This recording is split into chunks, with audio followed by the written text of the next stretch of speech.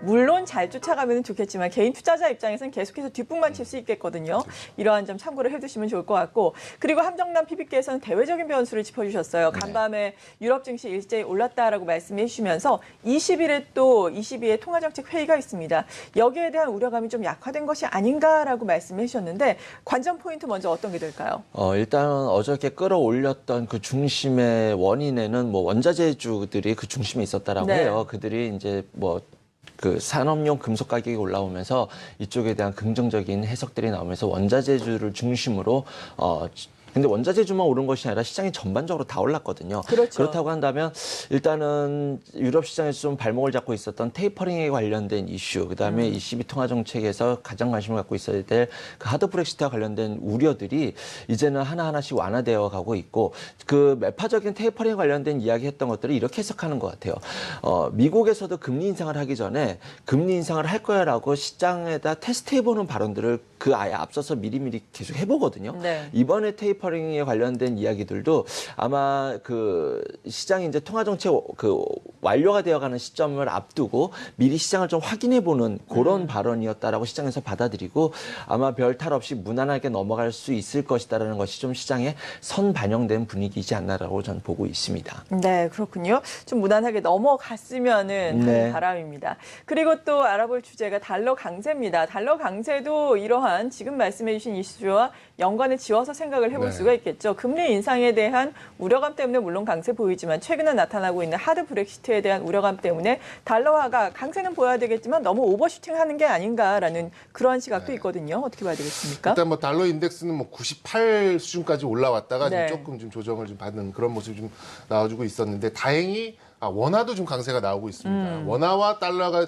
동시에 강세가 나오는 경우가 그렇게 흔치는 않은데 어쨌든 좀 강했던 달러보다 원화가 더 강하게 지금 나오고 있기 때문에 지금 1120원대에서 지금 움직이고 있습니다. 요 가격대라면은 그나마 뭐 프로그램 매매라든지 뭐 좀 약간 기계적인 매매가 나올 수 있는 그런 부분이 되겠지만 예를 들어서 여기서 1150원 단으로 훅 올라오게 될 경우에는 우리 상방이 더 강하게 좀 막히는 그런 효과를 좀 볼 수가 있어요. 네. 그래서 지금 환율 특히나 이제 파운드화 또 위안화 이렇게 좀 시장성이 좀 컸던 그런 화폐들의 어떤 가치가 지금 계속해서 좀 변동하고 있기 때문에 더더군다나 좀 달러가 강해질 수밖에 없는 그런 배경이 되는 것 같습니다. 여기서 금리 인상이 12월에 나오고 내년에 뭐 한 번 더 나올 경우에는 이게 추세적으로 달러 강세가 나올 가능성이 높기 때문에 우리는 뭐 이걸 뭐 이렇게 먼산 바라볼 게 아니라 달러 강세에 좀 수익을 볼 수 있는 그런 투자처로 좀 눈을 돌려야 되지 않을까라는 그렇죠. 생각 가지고 있고요.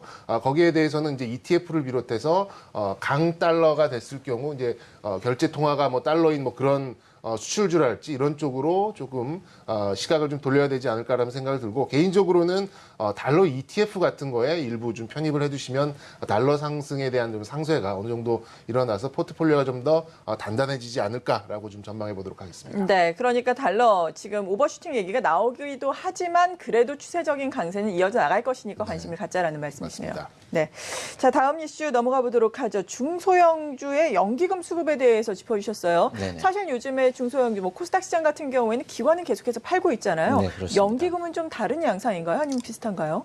연기금이 지금 팔고 있다 뭐 이런 말씀을 드리고 싶은 것은 아니고요. 네, 어떤 말씀 해주시고 싶으세요? 지금 일단은 시장의 관심은 올해 시장이 좋을 것이다라고 보는 분들은 별로 없어요. 일단은 상방에 어렵죠. 막혀 있다는 예. 것은 공통된 의견일 텐데 그중에서 이제 대형주로 포트를 바꾸는 거에 대해서 연기금이 좀 문매를 맞고 있는데 그와 관련돼서 과거 뉴스를 하나 좀 간단히 말씀드리도록 할게요. 네. 연기금이 12월 요 기간이 되면은 이제 운용사를 바꾸거든요. 교체하게 되는데 연기금이 이날 들어서 3년 만에 가장 큰 매물이 출회가 됐었다.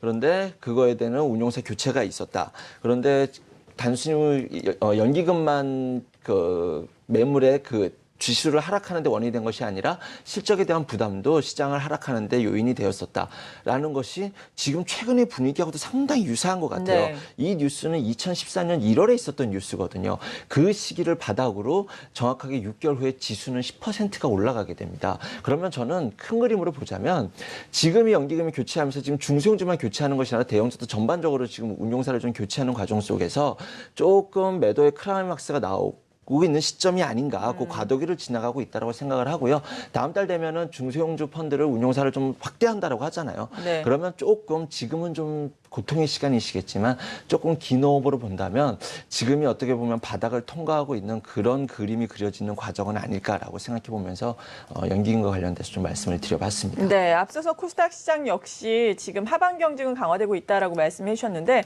연기금에 지금 말씀해 주신 것처럼 여러 가지 상황을 보자면은 코스닥도 물론 지금 하반 경직이 강화되고 있다라고 봐도 된다라는 말씀이신 거죠? 네, 그렇습니다. 네. 네, 그렇군요.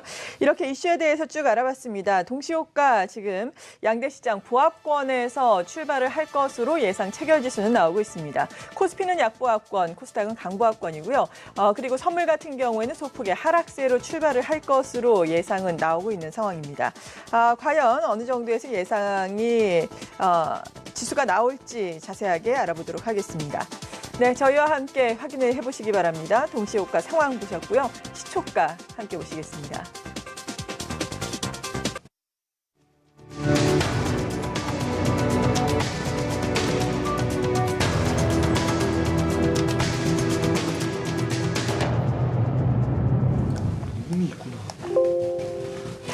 그래도 시장이 약하지만 반등은 계속해서 이어 나오고 있죠. 말씀을 해주신 것처럼 지수 물론 상방으로 우리가 아주 강하게 보기는 힘든 시장이지만 그래도 잘 버텨내주고 있습니다. 일단 거래소 같은 경우에는 수급이 그래도 긍정적으로 들어오는 것 우리가 확인을 해볼 수가 있겠고요. 코스닥 시장 같은 경우에는 물론 수급은 좋지는 않지만 그래도 코스닥 지수 역시 좀 잘 버텨주는 게 아닌가라는 생각을 해보게 되는 요즘 시장입니다. 다만 짚어주신 것처럼 거래 대금이 상당히 큰 폭으로 떨어졌죠. 거래소 같은 경우에는 최근에 4조 원, 코스닥 같은 경우에는 3조 원에 채 미치지 못하는 날이 상당히 많습니다. 투자 심리가 얼어붙었다라는 것을 보여주는 상황인데 오늘도 사실 대외적인 변수라든지 세내적인 이슈들 보자면 투자 심리가 확 살아날 만한 특별한 모멘텀이 있는 것은 아닙니다. 이럴 때 또 어떤 종목들 우리가 눈여겨보면 좋을지 도움 말씀드릴 텐데 지금 또 시초가가 서서히 나왔을 겁니다. 네, 코스피 같은 경우에는 0.21% 하락세로 출발하고 있습니다. 2035선이고요. 코스닥 같은 경우에는 예상 체결지수와 비슷하게 0.32% 오름세로 출발하고 있습니다. 662선 선물 같은 경우에는 0.2% 정도 하락세를 나타내고 있는데요. 시가총액 상위 종목들의 흐름 역시 살펴보겠습니다. 오늘은 시가총액 상위 종목들의 흐름이 대부분 그다지 좋지는 않습니다. 보고 계시는 것과 마찬가지로 삼성전자 어제 외국계의 또 매물이 출회가 됐었죠. 오늘 하락세를 나타내고 있습니다. 0.76% 이 시각 현재는 하락세 보이고 있고요. 한국전력 역시 하락세, 삼성물산 보합권의 움직임이고요. SK하이닉스 사실 3분기 실적에 대한 기대감은 있는데 차익 실현 매물이 서서히 나오는 걸까요? 오늘도 역시 하락세를 나타내고 있습니다. 비교적 큰 폭의 하락세 1.68%의 낙폭 기록하고 있고요. 네이버는 하락세, 현대모비스는 보합권, 그리고 아모레퍼시픽 같은 경우에는 소폭이나마 상승세를 보여주고 있습니다. 자, 시장 시초가 보셨고 또 시가총액 상위 종목들의 움직임까지 봤는데 일단 어떻게 정리를 해봐야 될까요? 일단 매우 실망스럽다고 좀 말씀을 드리고 싶네요. 네. 일단 어제 해외 시장도 상당히 괜찮고 유럽도 괜찮았고 미국도 괜찮았고 아시아 시장도 괜찮았고요. 또 원화가 이렇게 강한 모습을 좀 보여주고 있고 유가까지 상승을 했었는데 우리 시장은 오늘 약보합으로 지금 시작을 하고 있어서 개인적으로는 조금 불만족스러운, 좀 실망스러운 그런 출발이 아닌가 싶습니다.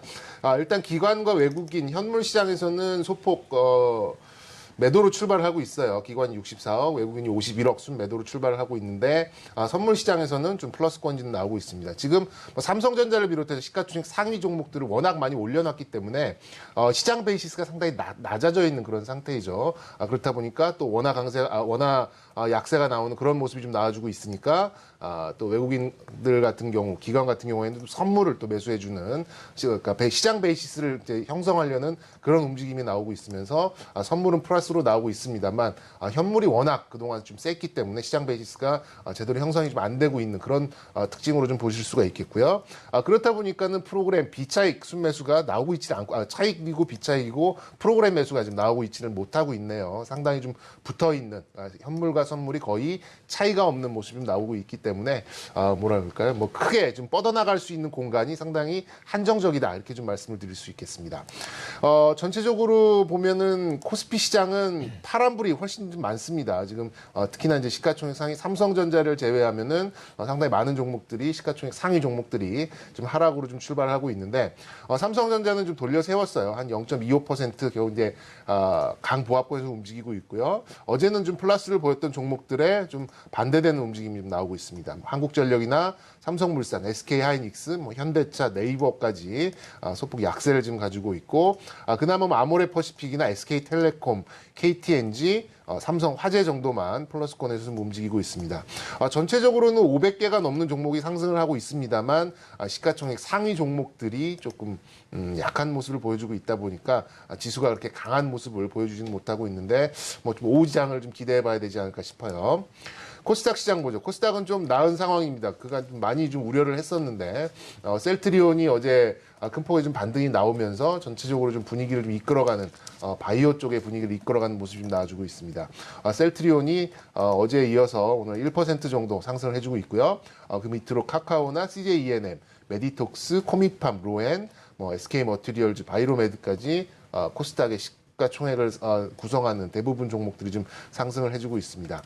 마지막으로 업종으로 좀 체크를 해보면 좀 시장 특징이 잘 보일 것 같아요. 업종으로 한번 체크를 해보면 섬유의복 업종, 뭐 한세시로 비롯해서 한섬, 뭐 인디에프 같은 개별 종목이 좀 상승해주면서 업종 지수를 좀 올리고 있는 것 같고요. 의료 정밀 업종.